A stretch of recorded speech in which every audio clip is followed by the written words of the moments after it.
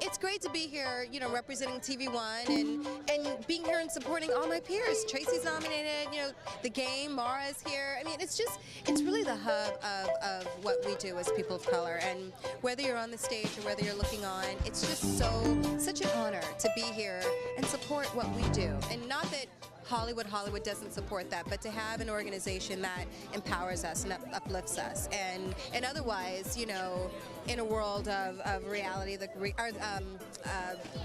award shows, we would be ignored on certain levels. So the NAACP actually give us that, you know, that thumbprint of approval. So it feels good to be here. Yeah, no, it does feel good, and people have been saying it's like a big family reunion. I kind of makes literally it's like a family reunion or like a high school reunion. You know, you're like, hey girl, and it's just great. You just feel happy to be here. It's such a great night of celebrations, you know. So I'm really proud to be part of that. No, absolutely. We know the history of the organization and NAACP, and they've done so much over the years in terms of just pushing us forward as a people. What do you believe are the core issues the organization needs to address now?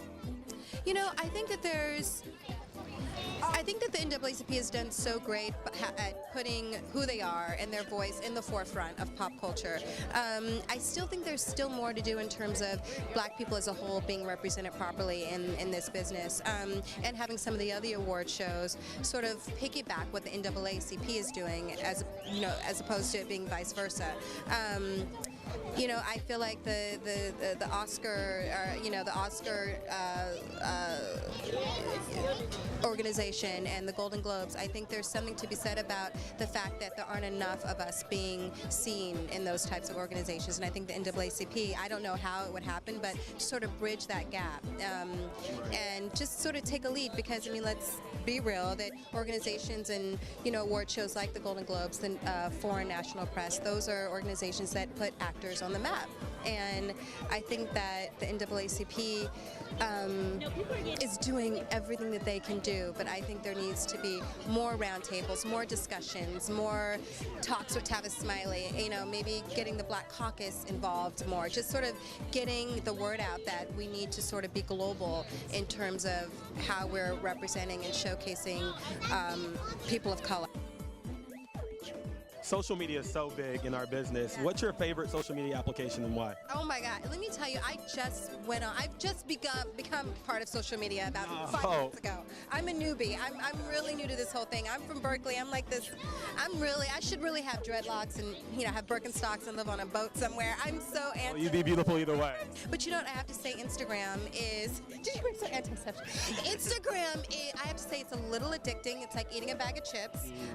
But I think that there's something really interesting about having that instantaneous feedback from your fans and from the community. Not just for vain reasons, not just to put up a selfie, but I think you can use social media to have a political voice, to get your word out there on any sort of philanthropic or issues that are bothering you, or something that can uplift a particular genre or epidemic that's happening in the world, not just our country, but the world.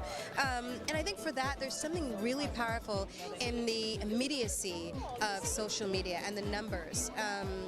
I think that if you look at social media, you can't deny that it helps in terms of, you know, politics, whether it's, you know, our Congress, our president, even our governors. You know, like there is some power in numbers, and social media is the quickest way to sort of manufacture that.